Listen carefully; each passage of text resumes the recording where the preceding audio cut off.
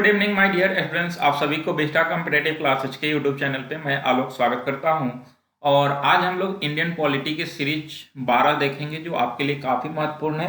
तो इससे पहले अभी तक इंडियन पॉलिटी का 11 सीरीज गया है, आप सभी उसे अगर नहीं देखें तो उसे देखें, क्रम से देखें, इससे आपका तैयारी काफ़ी अच्छा होगा और आपका पूरा पॉलिटी रिकॉल हो जाएगा। यहाँ पे आपको इस चैनल पे डेली करेंट अफेयर्स सीरीज या फिर आपको इंडियन पॉलिटी सीरीज मिलेगा। इसके अलावा आपको ऑल जीएस के लिए सीरीज चल रहा है जो आपके लिए काफ़ी महत्वपूर्ण है। तो आप सभी का तैयारी बेहतर हो जाएगा अगर आप इसे फॉलो करते हैं। तो बिल्कुल आप सभी इसे फॉलो करें और अपने तैयारी को बेहतर करें। अगर आप इसे फॉलो करते हैं तो आपका पूरा जीएस रिकॉल होगा और आप परीक्षा में अच्छा करेंगे। इसलिए आप सभी इसे देखें और अगर नए हैं तो प्लीज़ क्लास को सब्सक्राइब करें और लाइक शेयर अवश्य करें। तो शेयर करते रहें और क्लास का आनंद लें। और आइए इसी के साथ आज के जो महत्वपूर्ण प्रश्न है वैसे सारे प्रश्नों को देखते हैं। तो आज का 1 नंबर प्रश्न है कि भारत सरकार के प्रथम विधि अधिकारी कौन होते हैं। तो भारत सरकार के प्रथम विधि अधिकारी यानी कि कानूनी अधिकारी कौन होते हैं, या हम कह सकते हैं कि भारत सरकार के सरकारी वकील कौन होते हैं। तो इसका आंसर हो जाएगा महान्यायवादी, यानी कि महान्यायवादी, अटॉर्नी जनरल ऑफ इंडिया इसी को कहा जाता है। तो ये भारत सरकार के प्रथम विधि अधिकारी होते हैं और ये भारत सरकार के कानूनी अधिकारी होते हैं, ध्यान रखिएगा। भारत सरकार के सरकारी वकील होते हैं। भारत सरकार के तरफ से जो है वो न्यायालय में भाग लेते हैं, यानी कि भारत सरकार के वकील होते हैं, ध्यान रखिएगा। इसका उल्लेख भारतीय संविधान के आर्टिकल 26 में किया गया है, तो ये ध्यान रखेंगे। तो भारत सरकार के प्रथम विधि अधिकारी महान्यायवादी होते हैं। अगला प्रश्न है, महान्यायवादी अपना पद धारण करते हैं किसके पश्चात पर्यंत, यानी कि महान्यायवादी अटॉर्नी जनरल जो होते हैं वो पद धारण करते हैं किसके पश्चात पर्यंत, यानी कि किसके पश्चात पर्यंत ये अपना पद धारण करते हैं। तो इसका आंसर बी होगा, राष्ट्रपति, यानी कि राष्ट्रपति के अनुसार पश्चात पर्यंत ये पद धारण करते हैं। इनकी नियुक्ति राष्ट्रपति ही करते हैं और इनको पद से हटा भी सकते हैं राष्ट्रपति, यानी कि इनका पद जो है वो राष्ट्रपति के ऊपर डिपेंड करता है, ध्यान रखिएगा। यानी कि इनको नियुक्त कौन करेंगे, तो भारत के राष्ट्रपति इनको नियुक्त करेंगे और ये भारत सरकार के सरकारी वकील होते हैं, ध्यान रखिएगा। बार बार परीक्षा में यही सवाल पूछा जाता है।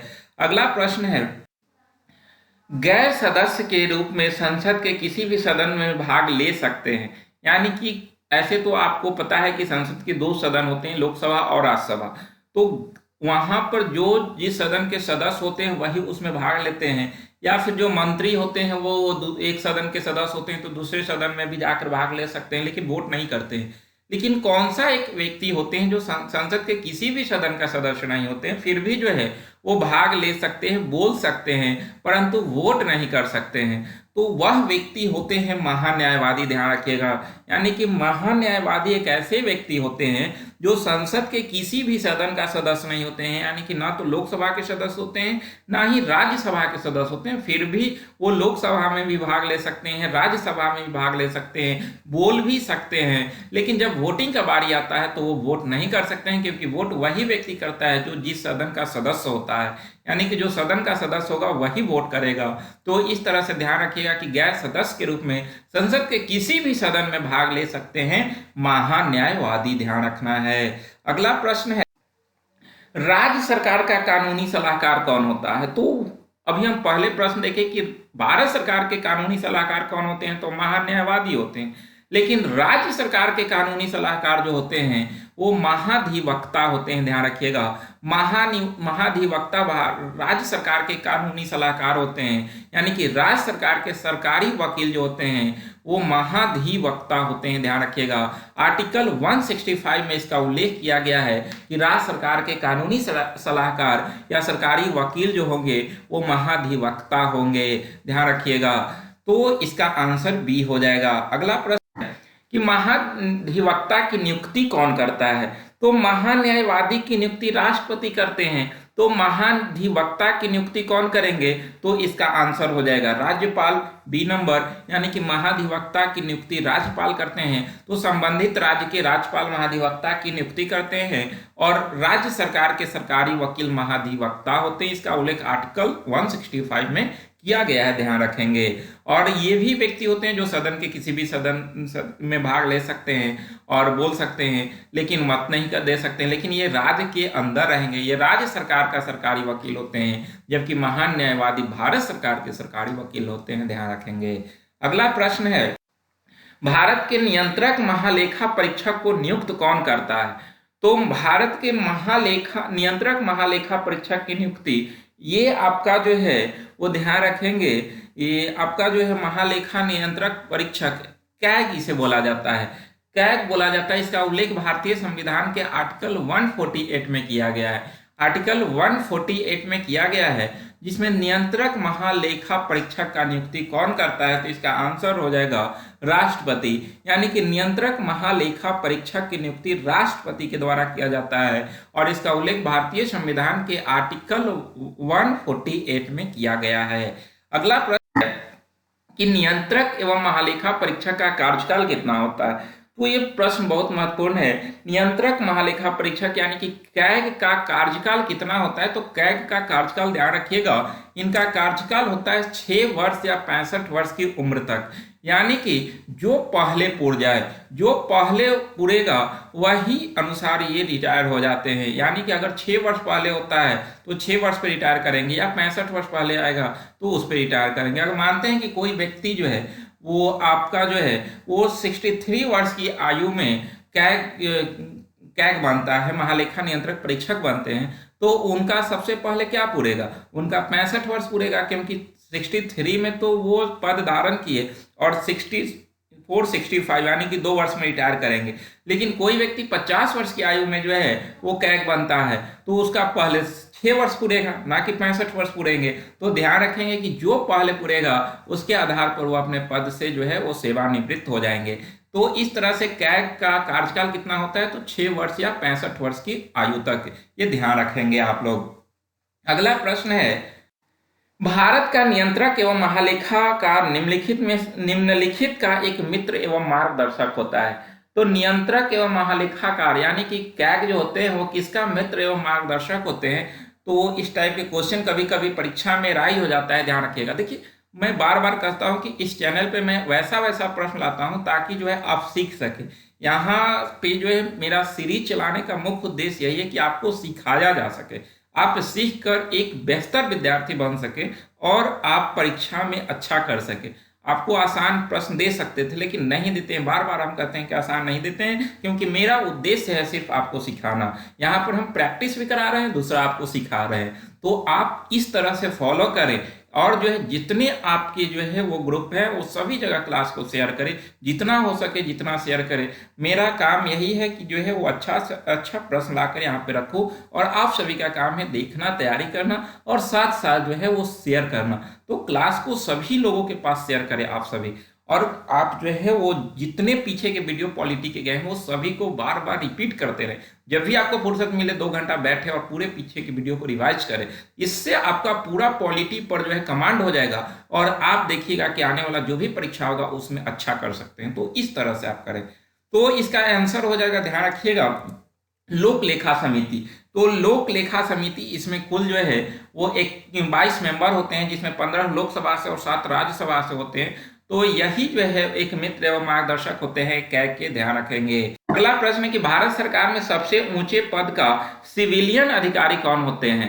यानी कि सिविलियन अधिकारी जो है भारत सरकार में सबसे ऊंचे पद पर कौन होते हैं? जैसे हम लोग देखे थे कि सबसे ऊपर देश के जो है भारत के राष्ट्रपति आते हैं, लेकिन सिविलियन में सबसे बड़ा ऊंचा सबसे ऊपर वाला अधिकारी कौन आते हैं? तो इसका आंसर हो जाएगा मंत्रिमंडल सचिव। यानी कि जो मंत्रिमंडल सचिव होते हैं वही सबसे बड़े सिविलियन अधिकारी होते हैं, ध्यान रखिएगा। काफी महत्वपूर्ण प्रश्न है ये। अगला प्रश्न है, वरीयता अनुक्रम में चौथे स्थान पे कौन आते हैं? तो वरीयता अनुक्रम कभी कभी प्रश्न पूछ लेता है। तो वरीयता अनुक्रम में सबसे ऊपर राष्ट्रपति आते हैं, ध्यान रखिएगा। यानी कि सबसे ऊपर कौन है वरीयता अनुक्रम में? तो भारत के राष्ट्रपति आते हैं। दूसरा सबसे वरीयता अनुक्रम में व्यक्ति उपराष्ट्रपति, तीसरा पे प्रधानमंत्री और चौथा पर राज्यों के राज्यपाल आते हैं। तो ये ध्यान रखेंगे। देखिए यहाँ पर मैं एक क्वेश्चन दिया हूँ लेकिन यहाँ से 4 क्वेश्चन आपका क्लियर हुआ। यानी कि वरीयता अनुक्रम में सबसे ऊपर कौन? तो राष्ट्रपति। दूसरा सबसे ऊपर कौन? तो उपराष्ट्रपति। तीसरे स्थान पर प्रधानमंत्री और चौथे पर राज्यों के राज्यपाल। तो मेरा यही उद्देश्य है कि एक प्रश्न से आपको जो है जितना हो सके अधिक से अधिक क्वेश्चन सिखाया जा सके, तो इस तरह से आप करें। तो यानी कि वरीयता अनुक्रम में चौथे स्थान पर राज्यों के राज्यपाल होंगे, ध्यान रखेंगे। अगला प्रश्न है वरीयता अनुक्रम में छठे स्थान पे कौन है? तो छठे स्थान पे कौन होंगे? तो इसका आंसर हो जाएगा बी नंबर, भारत के मुख्य न्यायाधीश या फिर लोकसभा अध्यक्ष, यानी कि भारत के मुख्य न्यायाधीश छठे स्थान पे। अभी हम लोग देखे थे पिछला प्रश्न में कि चौथे स्थान पे राज्यों के राज्यपाल आते हैं, पांचवें स्थान पे भूतपूर्व राष्ट्रपति आते हैं, पांचवें स्थान पे भूतपूर्व राष्ट्रपति, छठे स्थान पे भारत के मुख्य न्यायाधीश या फिर लोकसभा अध्यक्ष, यानी कि भारत के मुख्य न्यायाधीश के समकालीन लोकसभा अध्यक्ष का पद होता है, यानी कि दोनों समतुल्य होते हैं पदों में। तो ध्यान रखेंगे कि छठे स्थान पर भारत के मुख्य न्यायाधीश और जो है लोकसभा अध्यक्ष आते हैं। सातवें स्थान पर केंद्र के कैबिनेट मंत्री आते हैं, केंद्रीय कैबिनेट मंत्री। राज्यसभा एवं लोकसभा में विरोधी दल के जो नेता होते हैं वो व्यक्ति आते हैं आपका जो है वो ध्यान रखेंगे सातवां स्थान पे। और राज्यसभा लोकसभा में जो विरोधी दल के नेता होते हैं वो केंद्र में कैबिनेट मंत्री के बराबर होते हैं, ये ध्यान रखेंगे। और आपका जो है वो नेक्स्ट है आठवें स्थान पे।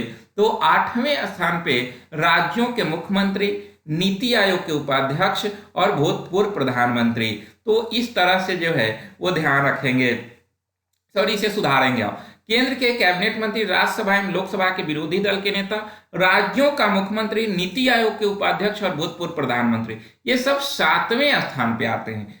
यानी कि सी नंबर ऑप्शन और डी नंबर ऑप्शन जो है ये सातवें स्थान पे आते हैं ये सारे लोग, और सभी का पद एक दूसरे के समतुल्य है। यानी कि केंद्र के कैबिनेट मंत्री के बराबर नीति आयोग के उपाध्यक्ष होते हैं जो सुमन बेरी वर्तमान में है। भूतपूर्व प्रधानमंत्री जो होते हैं केंद्र के कैबिनेट मंत्री के बराबर होते हैं। राज्यों के मुख्यमंत्री, नीति आयोग के उपाध्यक्ष, केंद्र के कैबिनेट मंत्री सब एक दूसरे के पद में बराबर आते हैं वरीयता अनुक्रम में। तो ये ध्यान रखेंगे। ये दो प्रश्न से मैं आपका वरीयता अनुक्रम से संबंधित चैप्टर को करवा दिया ताकि आपका जो है वरीयता अनुक्रम क्लियर रहे। यही 7 तक जो है वरीयता अनुक्रम में लगभग 7 तक क्वेश्चन उठता है। यहाँ सीधे पूछेगा कि निम्न में से कौन जो है वो भारत के मुख्य न्यायाधीश के समकालीन होते हैं। तो यहाँ से ऑप्शन दे देगा, आपको लोकसभा अध्यक्ष लेना पड़ेगा आंसर। तो इस तरह से आप ध्यान रखेंगे। आपका जो दे देगा नीति आयोग के उपाध्यक्ष किसके समतुल्य होते हैं? तो राज्यों के मुख्यमंत्री के समतुल्य होते हैं। तो इस टाइप से परीक्षा में सवाल उठते हैं, तो इस पे ध्यान रखेंगे। ये 2 प्रश्न में मैं वरीयता अनुक्रम को क्लियर किया हूं ताकि आपका जो है इस चैप्टर पे कमांड हो जाए। तो मेरा यही उद्देश्य है कि आपको प्रैक्टिस करवाते चलूं और चैप्टर पे कमांड करवाते चलूं। तो इस तरह से आप बिल्कुल करें। और आगे है आपके डेली की तरह आज भी आपके लिए 5 अनुच्छेद। तो इससे पहले हम लोग जो है 45 अनुच्छेद देख लिए। अगर आप पीछे के वीडियो नहीं देखे हैं तो बार बार मैं कहता हूं कि पीछे के वीडियो देखें और रिपीट करते रहें, इससे आपको काफी फायदा होगा।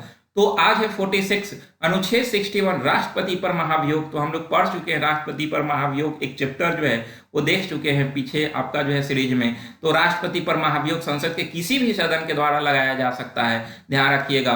और राष्ट्रपति को मात्र यही एक विधि से हटाया जा सकता है, महाभियोग विधि से। तो इसका आंसर 61 में होगा राष्ट्रपति का महाभियोग। आर्टिकल 63 है भारत के उपराष्ट्रपति, यानी कि भारत में एक उपराष्ट्रपति होंगे, इसका जिक्र आर्टिकल 63 में किया गया है। आर्टिकल 64 उपराष्ट्रपति राज्यसभा के पदेन सभापति होते हैं। उपराष्ट्रपति राज्यसभा के पदेन सभापति होते हैं, ध्यान रखिएगा।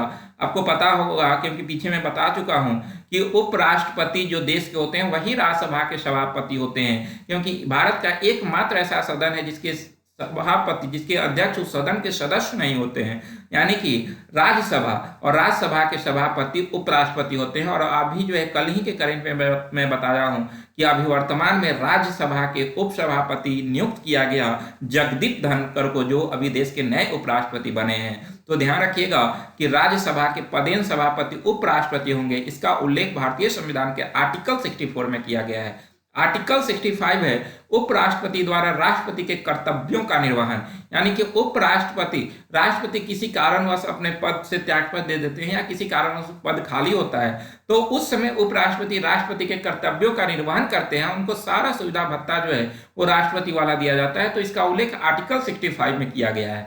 और आर्टिकल 66 है उपराष्ट्रपति का चुनाव, यानी कि उपराष्ट्रपति के चुनाव निर्वाचन मंडल का जिक्र किया गया आर्टिकल 66 में, जिसमें लोकसभा और राज्यसभा के सभी सदस्य भाग लेते हैं।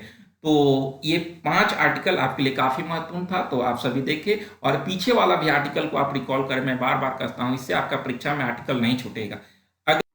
तो कल आपके लिए एक प्रश्न था, सवाल हमारा जवाब आपका में, कि संविधान में मौलिक कर्तव्य को कब शामिल किया गया। तो बहुत लोगों ने कमेंट किया, तो 1976 में 42वां अमेंडमेंट में स्वर्ण सिंह समिति की सिफारिश पर। तो आप लोग इस प्रश्न को पीछे भी देखे होंगे, तो बहुत अच्छा। लेकिन बहुत लोगों ने कमेंट नहीं किया, तो आप सभी करें, देखते हैं तो बिल्कुल करें, इससे आपको काफ़ी फायदा होगा। और आगे है आज के लिए, तो आज के लिए प्रश्न है आपके लिए, सवाल हमारा जवाब आपका में, कि राष्ट्रपति के निर्वाचन मंडल में शामिल नहीं होते हैं, यानी कि राष्ट्रपति के निर्वाचन मंडल में कौन शामिल नहीं होते हैं। तो इसका आंसर आपको बताना है कमेंट बॉक्स। ये चैप्टर हम लोग पढ़ चुके हैं, तो आप सभी इसका आंसर कमेंट बॉक्स में जरूर दें, मुझे इंतजार है आपके कमेंट का। तो आप सभी करते रहें। तो आज यहीं तक, फिर मिलेंगे नेक्स्ट वीडियो में। आप सभी को बहुत बहुत धन्यवाद। लेकिन क्लास को शेयर करते रहें, मैं बार बार कहता हूँ कि क्लास को शेयर करें। तो बहुत बहुत धन्यवाद आप सभी को।